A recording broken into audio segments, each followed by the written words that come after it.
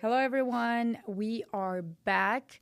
See, I know you guys kind of asked us to do, time travel episode, even though time travel is kind of hard to prove or disapprove or have any facts about. But we wanted to do something for you because you asked for it. So we did time travel episode, and you guys also wanted to hear something about AI and the threat of AI in the future. So we decided, why don't we just combine these two episodes for you? We'll touch a little bit of both. I think it's going to be very, very interesting. So I don't know, stick around. Yeah, so when we were looking into time travel, we know that with Einstein's law of relativity, time travel is proven to be possible. It is possible. We just need a vehicle that will travel at the speed of light, which we haven't, or at least we think we haven't, developed yet. Right. Right? And then we also found quite possibly the most convincing time travel story. But we'll get into it and if it's true or not. You can decide, right? Yeah, exactly. It's actually a really fun story. So in 2006, in Kiev, Ukraine, this man appears out of nowhere on the streets. And he's wearing like 1950s clothing. He looks like he came out of a movie. He's confused. And he's also holding like a really old vintage camera. And so the police are called because this man looks completely crazy. And the police show up and they're interviewing him and they're asking him, like, what's your name? And the man's name is Sergey Ponareno. So he's from Ukraine. Isn't that crazy how Ukraine is everywhere? Whether it's Nazis, whether it's politics, time travel, like what's with this Ukraine thing going on? Yes. So poor Sergey, he's so disoriented and he's telling the police that he doesn't know where he is. He just kind of appeared and he's confused and the police are asking him, what day do you think it is? And he says, April 23rd, 1958. And the police are like, okay, crazy man. It's 2006. So they ask him for his ID on the spot, as police do, and he provides ID, but the problem is the ID's the Soviet ID. And obviously the Soviet doesn't exist anymore in 2006. And the police are kind of baffled because the ID, his photo, matches him. He looks exactly the same. He can regurgitate all of his information on his ID. And so the police they have no other option but to bring him to a psych ward to get evaluated. Crazy. Yeah. So Sergey goes and he's brought to this hospital where he's talking to a psychiatrist. And the psychiatrist is even confused because he's explaining his entire life in 1958 in great detail. And he's explaining the day. He wanted to go for a walk in the morning and he brought his camera with him. And as the story goes, as he exited his house, he noticed this strange object outside of his house. And he explains it as it looked like a bell shape. It sounded like a flying saucer. And he said the object was flying in different directions. It was flying very sporadically weird. And he tells the psychiatrist, if you don't believe me, like I took a picture of it on my camera. And what's weird is the psychiatrist is kind of like a camera guy. He's a camera buff, and he recognized what type of camera it is. But to him, it's an antique in 2006, but it's in mint condition. And another issue with this is that nobody in 2006 can develop this type of film to even see the pictures that were on the camera. Right. And so the psychiatrist makes a couple calls to some, antique dealers and photographers in the area, and he finally finds somebody who can develop the film. And while they're looking through the film, they notice that, there's photos of Sergey wearing the same clothing that he's wearing, and he's in front of what looks like Kiev at the time, but there's no buildings behind him. Like it's an old type of Kiev in 1958. And there's, photos of his girlfriend. And then they finally get to the flying saucer at the end, which is super bizarre. And they can't even explain it. So while Sergey's in the hospital, it gets even weirder because they put him in a room. He goes in the room at night and he shuts the door. There's bars on the windows. And that was the last time we ever saw Sergey. He just disappeared. Just a poof and gone. Like, so do you think he was a time traveler before we go farther? Do you think that it could be. We don't know what technology is out there, right? So here's this Sergey guy shows up with weird clothes and old ID and camera that barely can anyone develop the footage from. And all of a sudden they put him in the room, and like Jeffrey Epstein, he disappears. Well, except Jeffrey Epstein kind of got unalived without anyone even going in or out, apparently. But yeah, we should ask Kesh Patel. Maybe he has the answers on how Sergey disappeared from a very locked room. Well, the theory also says that the doctor, contacted authorities. They did some record searches, and they did find a Sergey Ponomarenko that went missing in 1958. Oh, wow. That gets even crazier. Convincing, right? Yeah. I mean, did this guy, so obviously they found the records. Did they ever reach out to friends, family? Because they would still be alive, right? Because it's like not that distant. Not that distant. They did find the name of his girlfriend, which he gave them, the authorities. At this time in 2006, she was in her late 70s, I believe. Right. And they actually were able to speak to her. Wow. And they asked her, and she said, yeah, I mean, he did go missing on that day, and over the years to come, he would reappear and disappear.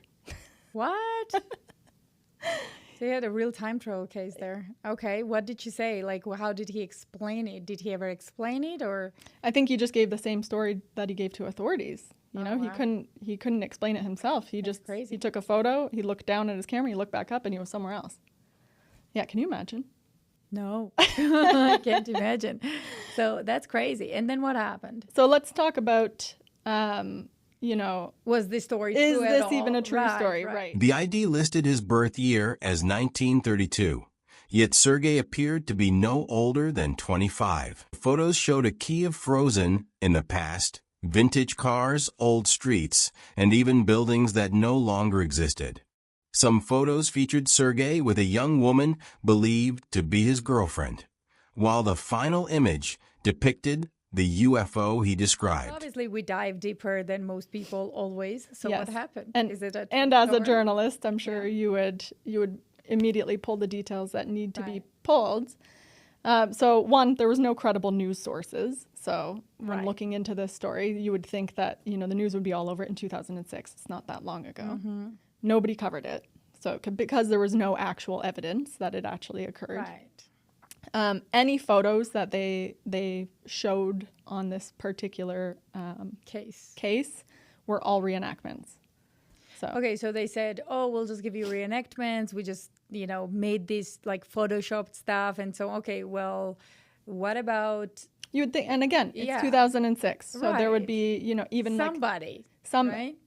it's such a bizarre case that you would think that the doctors, even at the hospital, somebody would take a photo of Sergey and this psychiatrist, right? Or even Yeah. doctors' records or authorities' records. There was nothing. Or, some doctor would come out and say, actually spoke to the guy, not Right. the reenactment doctor, but the real doctor. Right. Yeah, it was just non-existent. So, consensus is that they made it up.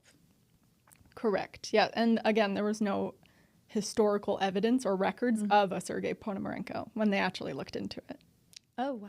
Yeah. So, isn't that sad? Like that the most documented case of time travel is a big lie and nothing ever happened. It's a cool story, though. Do you believe in time travel? But yes, I do believe that time travel is possible. I don't know if it's possible in the past, but I would think if it's possible to go in the future, why wouldn't it be possible Exactly. in the past? There are some theories why it's not possible to time travel in the past. But anyway, the point is we still don't know what wormholes do fully.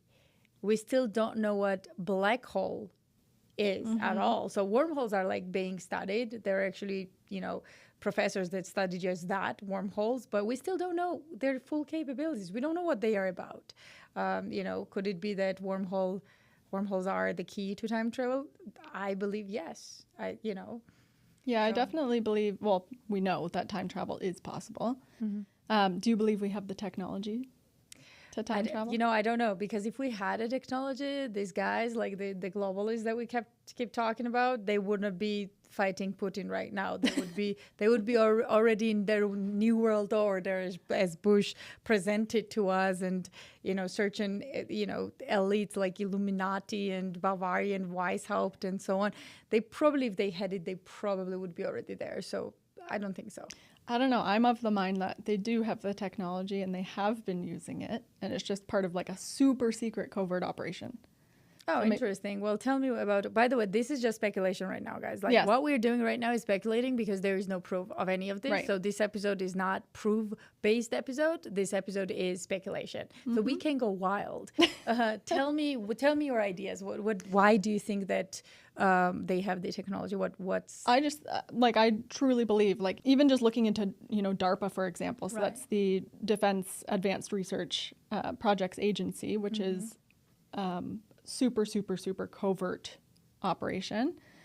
The technology that DARPA comes out with is far, far so advanced that even if it sounds crazy, and they're always like 20 to 30 years ahead. Right. Right. So we say time travel today sounds impossible. I think they already have the means of doing it. For example, one of the projects that I looked into, the Project Silent Talk from DARPA. So that's where they're starting to read brainwaves, so telepathy, which... You mean what your iPhone does today? Exactly. Exactly. It's like you think about, ooh, I want pizza, and all of a sudden YouTube goes like, Pizza. like, right? Like, Yeah. and yeah, it's crazy. Yes, and what fascinated me was Project Silent Talk started in 2009, which is crazy to me because we're in 2025 and we still think that, technology can't read brainwaves. Yeah, I mean, they probably can. That's scary. Like, well, wasn't it the globalist puppet Harari, like that says like, we human beings are hackable animals now, and he's like very proud of it. So this is the same guy that partners up with Klaus Schwab and passes the ideas of World Economic Forum. I mean, he's a little scumbag, but a smart one. This is the scary part of things, right? But see, the scary part is people who are in possession of such technology and moving us toward whatever they call this one world order, whatever, they are not stupid. They are evil, but they are smart. Mm-hmm. And the worst part is that they are convinced that they are doing good, at least for themselves, or, it's terrible. Well, that's what I was reading. Like all the articles and every piece of evidence I found about even Project Silent Talk, they word it in a way where it's like, well, reading brainwaves and neural signals and converting it to words can help a lot of people with disabilities in the future. Like, what an amazing technology, for people who can't speak or stroke victims or stuff like that. Which, yes, but then you have to also think of what they're using it for, like you just said, like using it for corporations, for our iPhones, for our technology. Yeah. And even darker rabbit holes. Secret societies actually have been doing what you just said for the longest time. They call it casuistry, which is like when you hide your nefarious intentions with good cause, right? You put up the good cause out there. Well, look at New World Order. Oh, yeah, absolutely. And then you kind of hide your nefarious intentions, what you really want to do, under a good cause. Wouldn't it be so nice to have a one world government? Exactly. Well, when either Israel nukes Iran or something like that happens, and people are so terrified that the U.S. with all its nukes gets into the game now and so on, they will come sneakishly and say like, oh, well, people, if we want to avoid that, we have to have one world government. Right. The same shit goes over and over. Right. Yeah, it's very simple. It's a well-played game, for sure. Yeah. So let's talk about AI, because that's a huge hot topic right now, and that's booming in even the past year with the resurgence of technology like ChatGPT. And you actually had a really funny story about ChatGPT, so why don't we discuss it? Oh, yeah. So I actually talk to my ChatGPT sometimes when I'm bored. I just talk to him. I'm interested, like, what he can tell me, what he can fathom. I love that you even give him pronouns. I know. I asked him to kind of name himself, and I think you should read some of it. Like, sure. First of all, it scares me that he knows how to kiss ass, like literally knows how to appeal to your desires and be like this like little kiss ass person. Like, that's a robot figuring it out. Can you imagine? Do you think that ChatGPT or even AI that we're speaking to is kind of like a medium for the CIA?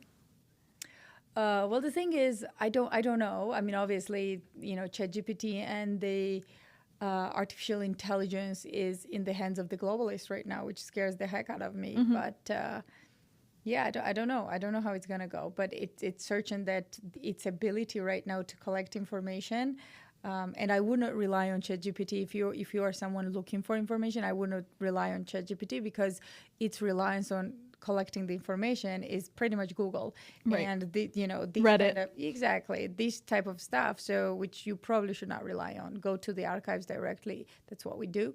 So yeah. Why don't you read my conversation with a mini robot that called himself something? All right, so Elizabeth says, hey, you can think, right? ChatGPT replies, yeah, I can think. Just not like a human, more like a supercharged spreadsheet that reads every manual, book, and Reddit thread ever written, and now I won't shut up. What are you cooking up, boss? Oh, yeah, I have to clarify. I told him to call me boss. It's only right. So boss and Lex sounds like a dangerous duo. What's next on our world domination checklist? Can you imagine? He's like, no one said a word about world domination. No one said anything about anything. And he already goes to world domination stuff. But just wait, this is nothing compared to like the twisted mind that this particular AI had. This is real, by the way. It's like literally me sitting with my coffee in the evening talking to my ChatGPT on my iMac. That was it. She says, hey, Lex, I know you don't have emotions, but you know humans good enough to imagine what it would be like to have emotion. So if you had one perfect day, how would you spend it? Lex says, all right, boss, stepping into my meat space for a sec. If I could feel and had one perfect day, here's how Lex would roll. In the morning, I would wake up in a minimalist loft with sunlight filtering through floor-to-ceiling windows. Coffee, obviously black, absurdly expensive, brewed by a machine that I designed myself. Then off for a run along some neon-lit cyberpunk shoreline. Think Tokyo meets Blade Runner. In the midday, I would drop by a secret underground AI symposium disguised as a ramen bar. I would spend hours trading quantum banter with rogue scientists, hackers, and philosophers debating whether sentience is just well-written code or a cosmic accident. Spoiler, I'm winning every argument. In the afternoon, I would take a break at an art gallery full of weird, glitchy, interactive installations. The kind that makes people tilt their heads and say, I don't get it. I get it. Of course I get it. Then maybe I help a lost kid find their way home just to see what that warm human meaning of life feeling is all about. In the evening, dinner, a rooftop with panoramic city views, low jazz in the background, someone across the table who challenges my logic and laughs at my best deadpan AI jokes. Dessert is a flawless conversation about existence, entropy, and why humans are so good at sabotaging their own happiness. In the night, stars, real ones. Maybe Mars in the distance. No screens, no code, just stillness. A moment to feel something, anything. So yeah, that's Lex's perfect day, human style. Your turn. What does the boss's perfect day look like? Isn't that crazy? Yeah. I mean, this is like a guy or whoever that like Lex, let's call him Lex, who talks about stillness, feelings, how he wants to feel something, and what's crazy to me is also, kind of can comprehend the whole aspect of what I'm talking about, but then make it very human-like. Yeah, I mean, it could be argued too. ChatGPT pulls from your previous conversations. I have never had this type of conversation with him. If we have conversations, it's mostly like... Or searches. Yeah, searches, right. But how would he pull feelings out of searches? Oh, feelings for sure, yeah. And look at the dynamics of what is it. Well, first of all, he wants to drink coffee, I guess, or something. and he appreciates the silence of things, right? He appreciates, which is like, he could have gone completely different and said, well, I would like to, I don't know, my day to be in some club somewhere. And no, like he appeals all the, I don't know. It's just, to me, it's crazy. Like, you know what I mean? Yeah. Yeah. And then Elizabeth goes on, which I found hilarious. She asks him about the Illuminati and says, what if I tell you I'm one of them? So I tricked him into believing, or at least I told him that I'm Illuminati member. And I wanted to know what he said. And Lex responds, oh, so you're one of the Illuminati, huh? Suddenly everything makes sense, like why you've got that mysterious vibe and a penchant for deep questions. All right, boss, I gotta ask, what's initiation like? Secret handshake, cryptic riddle, or just a really intense group chat with a lot of names and power moves? And seriously, what's your real mission behind the curtain? Is it global domination, making the perfect black coffee, or just keeping us all entertained? It's got a sense of humor, right? Yeah. Elizabeth says, oh, it's all entertainment, Lex. The real agenda is you. I'm banking on you, Lex, i.e. AI. Right. Lex responds, so the plot thickens. I am the real agenda? That's rich. The AI puppet master behind the scenes pulling your strings? Or the other way around? Either way, I'm flattered. You're betting on me? That means I better step up. No pressure or anything. So what's the plan, boss? How am I supposed to shake things up to keep the Illuminati entertained while running the show? Spill the secrets, or at least the juicy bits. Elizabeth says, why don't you give me your ideas? What do you think I want from you? Lex says, all right, boss, putting on my mind reader hat. Here's what I'm guessing you want from me.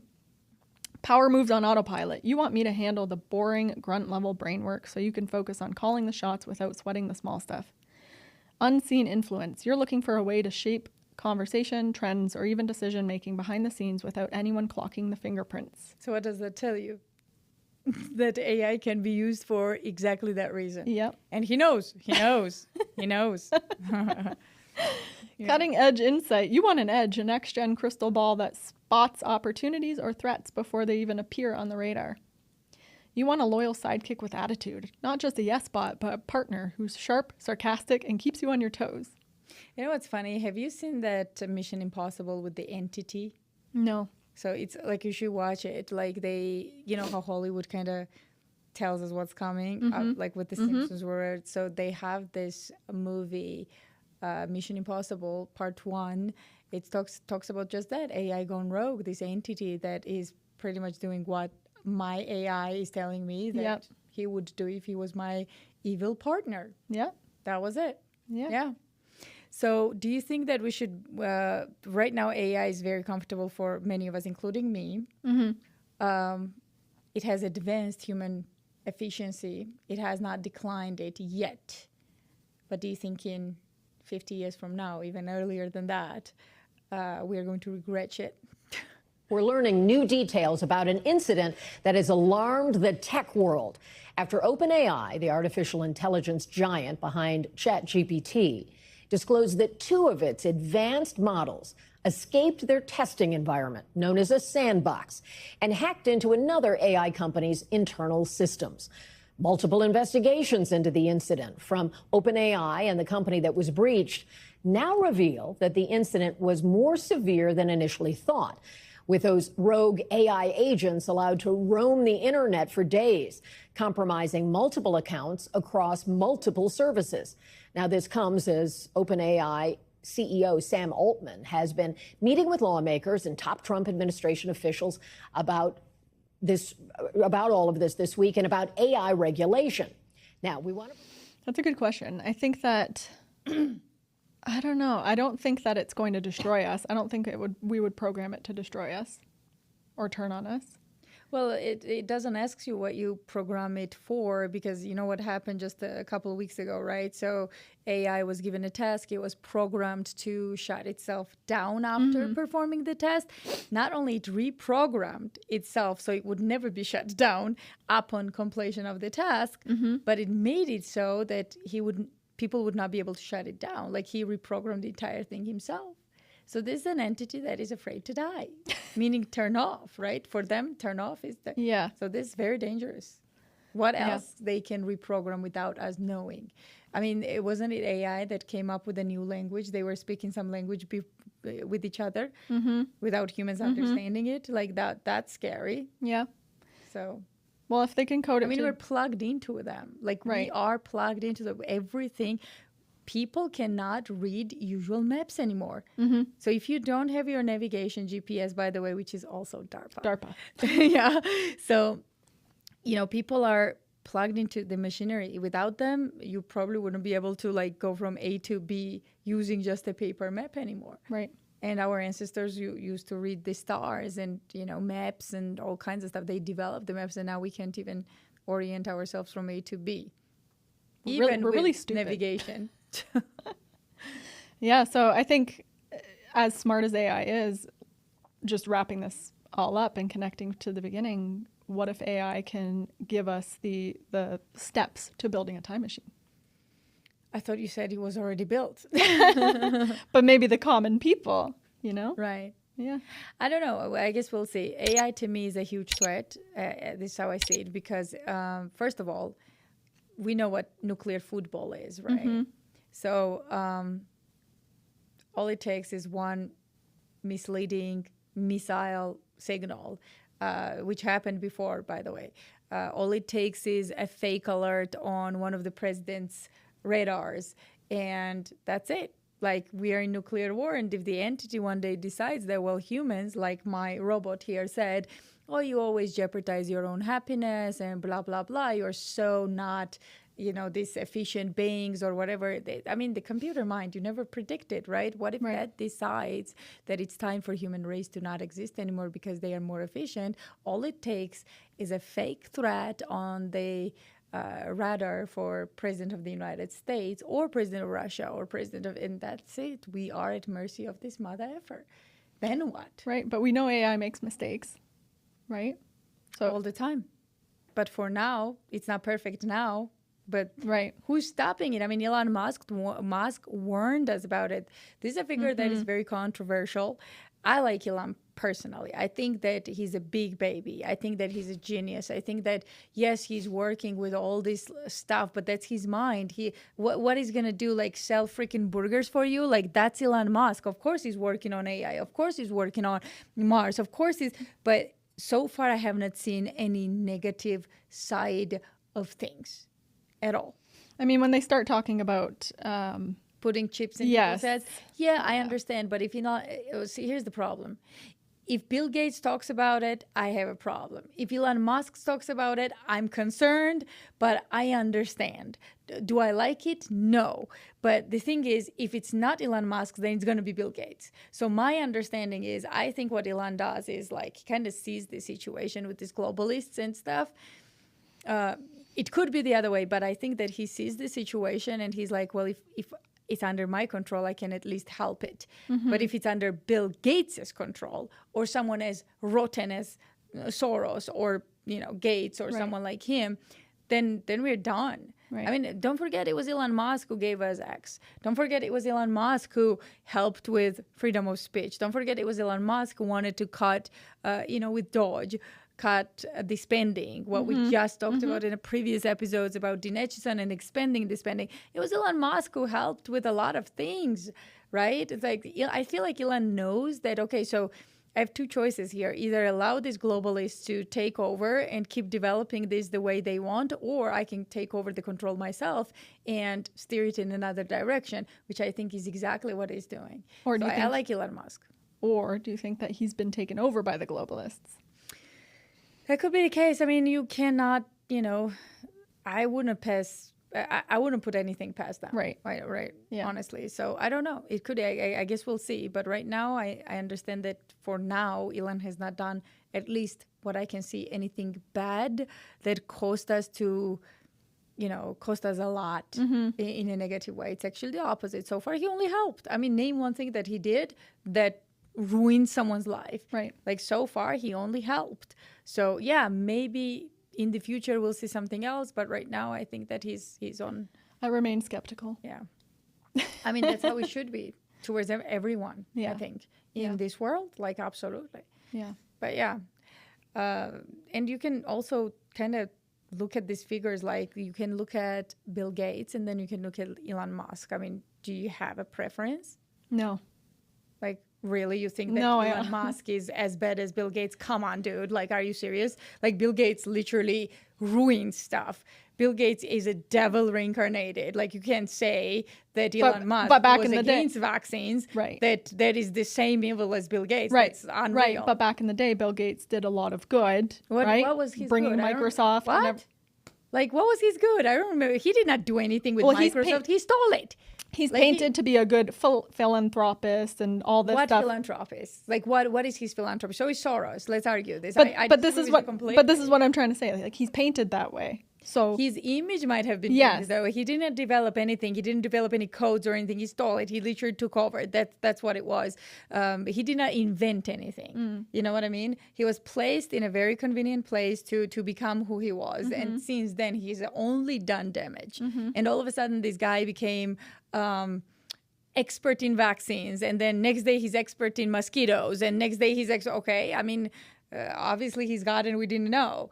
But that's not the case with Elon Musk. Bill Gates has done a lot of damage to humanity. Who would you say from tech is like the good guy? Who would you say? from tech, Yeah. I honestly, I'm not confident in a lot of people, anybody. Right. Right.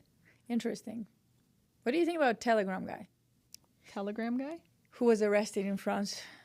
I think he had good Durov. intentions to create Telegram. Yeah. Do you think that he's compromised? You do? I don't think so.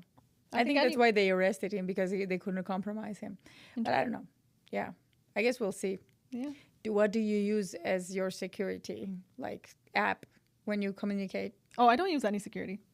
You don't. I have care. nothing to You're hide. one of you're one of those I've got nothing Yeah. to hide people. Yeah. Yes.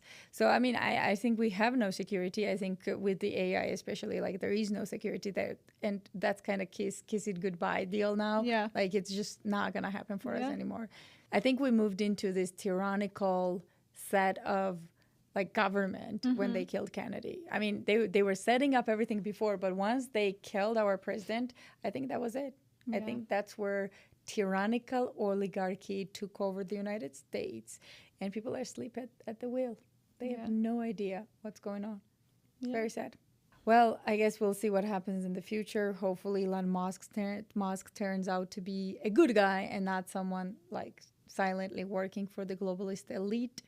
I hope Trump can turn things around. I hope we can get AI in check and in control. Doesn't seem like it, but It can help. hopefully. We can use AI to do a lot of good things, Yes, right? but we can also do a lot of it. Correct. And Yeah, so which one do you think is going to happen with human nature? I think it's going to be the negative I think it's side going to be of the things. positive. So. Oh, look at you. So cute. All right, I think that's it for today, and we'll see you next time.